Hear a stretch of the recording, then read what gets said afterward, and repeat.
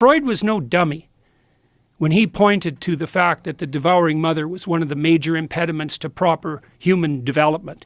He knew that, looking deep into the darkest families and seeing this proclivity of the overprotective mother to destroy the developing integrity of the child, to keep the child infantile, to cling to that relationship instead of developing a life for herself and letting the child go flourish. That's Hansel and Gretel, right? You're lost in the woods. Why? Well, your family's broken up. You have an evil stepmother. So now you're lost in the woods. What's your abuse rate if you have a step-parent? 100 times normal. So you're lost in the woods. Well, what happens? Well, you come across a gingerbread house. Well, that's pretty damn convenient. You need a house. It's more than you could even hope for. It's not just a house. It's a house made out of candy. Well, what's inside a house made out of candy? A witch who wants to fatten you up and eat you. And that's the devouring mother, and that's an old fairy tale. Yeah, no kidding. Yeah, and so, we could dwell on that for a minute too. One of the things we won't honestly discuss in our society, one of many, is the fundamental nature of female political psychopathology.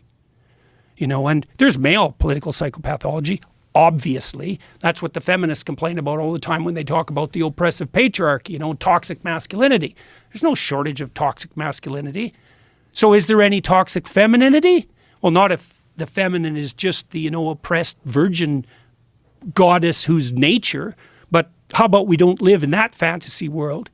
And we know, yeah, there's female political pathology, the tendency to infantilize everyone.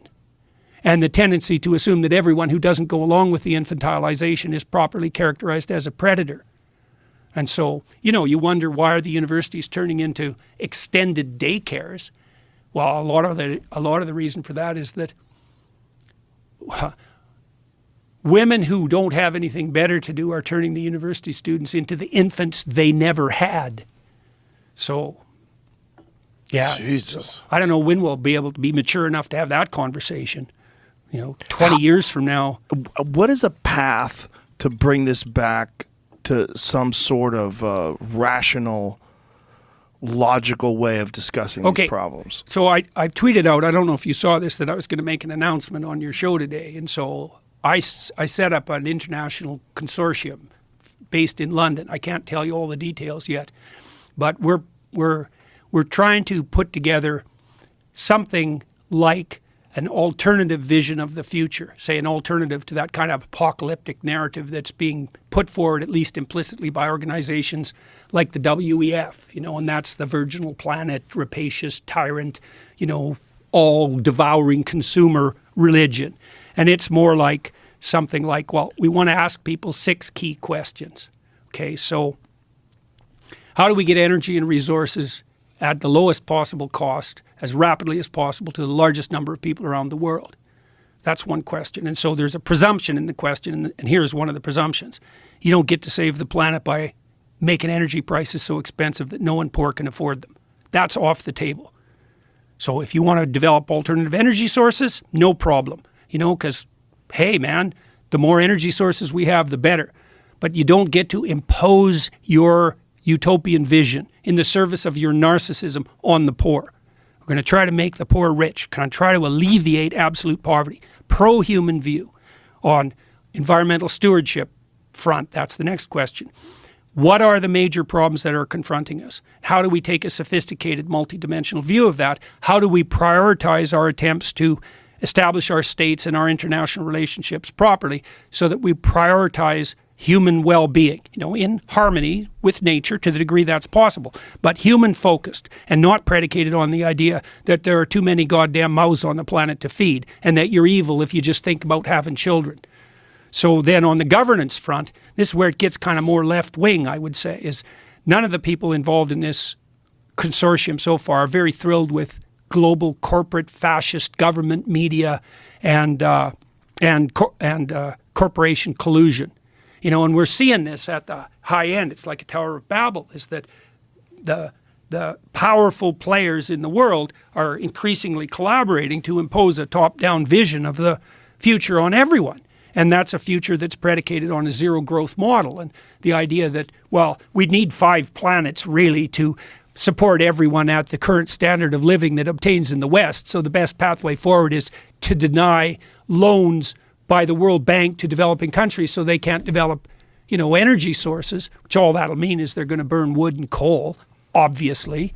So that's the third question is, how do we arrange systems of governance to stop the march of something like pathological gigantism? This is why I like people like Russell Brand and also you to some degree politically, because you guys are very, what would you say, sensitive to the danger of that kind of corrupt collusion, that regulatory capture that occurs when corporate entities and media entities and governmental entities are all in bed together, like the FDA and the CDC and so forth and so on without end. So that's the third question. The fourth question is, what do we put forward as a vision on the family policy front to facilitate the, what would you call it, the encouragement and the maintenance of long-term monogamous couples who are child-centered, and to make increasing the birth rate part of that policy, to put policies in place that would support long-term stable monogamous families, two-parent families, and child-centered. Because in the West, because we're very immature, we think that the purpose of a marriage is the happiness of the people who are involved in the marriage, the husband and the wife. And that's just not the purpose of marriage at all. The purpose is long-term facilitation of their psychological and spiritual development and the establishment of an environment that's beneficial to children.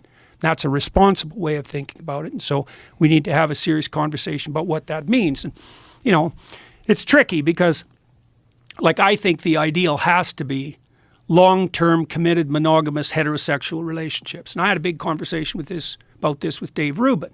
Rubin's gay and he's married, and him and his partner now have 2 infants, and we talked through how that was. It was a very hard thing for them to arrange, obviously. Why? Well, they're both male. So that poses a severe problem on the reproductive front, right? And so they managed that, and they have 2 infants, but it's very complex, and it's obviously not a solution to the problem of relationship and reproduction that's duplicatable across large numbers of people. It just takes too many resources. Now, I do think we have to have an ideal at the center of every concept. But the ideal can't be too rigid, because people aren't perfect. In my own family, there's lots of people who are divorced. In lots of people's families, there are people who are gay. There are lots of people in unhappy marriages. Nobody attains the ideal. So the ideal has to be surrounded by a fringe of tolerance, but that doesn't mean you sacrifice the ideal. And the ideal has to be, well, we know there's a literature on fatherlessness. It's a bloody catastrophe.